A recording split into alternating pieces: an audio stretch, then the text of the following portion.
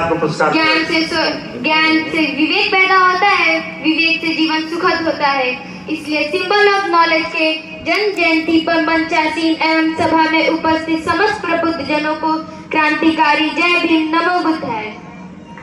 कृष्णराव अर्जुन केलुस्कर के सानिध्य में बाबा साहब का जीवन बदल गया और 1907 में महार जाति का पहला व्यक्ति जो मैट्रिक पास किए और सोती समाज के संस्कारों की नींव डालने का कार्य प्रारंभ किए, जो कालांतर में मसीहा बन गए। मैं बाबा साहब के जीवन संघर्ष से प्रेरणा लेती हूँ।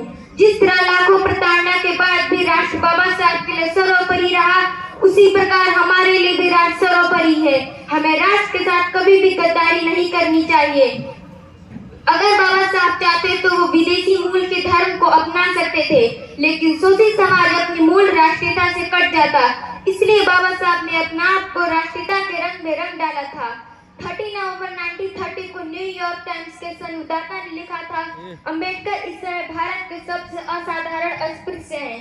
आप सोच सकते हैं, कोलंबिया विश्वविद्यालय से पीएचडी और लंदन विश्वविद्यालय से बीएससी प्राप्त करने के बाद भी भारत में अछूत थे, यानी उच्च शिक्षा लेने के बाद भी न तो मंदिर प्रवेश कर सकते थे, न ही सार्वजनिक जल स्रोत से पानी पी सकते थे।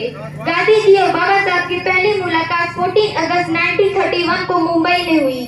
दूसरी गोलमेज सम्मेलन में ब्रिटिश सरकार ने बाबा साहब की मांग को स्वीकार कर लिया, मुसलमान और सिखों की तर्ज पर पृथक निर्वाचक मंडल दिया जाए, परंतु गांधी को यह बात पसंद नहीं थी। आप सोच सकते हैं, उस विरोध के माहौल में बाबा साहब ने अपने बल पर ज्ञान और बुद्धिमत्ता से शोषितों को सत्ता में पहली बार भागीदारी दिलाई थी। जो प्रांतीय विधानसभाओं में 78 सीट अस्पृश्यों के लिए थी, वो 151 हो गई।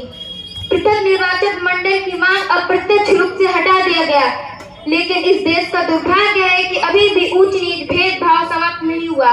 जो लोग कहते हैं कि बाबा साहब अंग्रेजों के पिट्ठू थे, वो कान खोल के सुन ले। अंग्रेजों ने बाबा साहब से कहा था, आप ईसाई धर्म ग्रहण करें, लेकिन बाबा साहब ने ठुकरा दिया था, जबकि अंग्रेजों ने हर गांव स्कूल खोलने का प्रलोभन भी दिया था।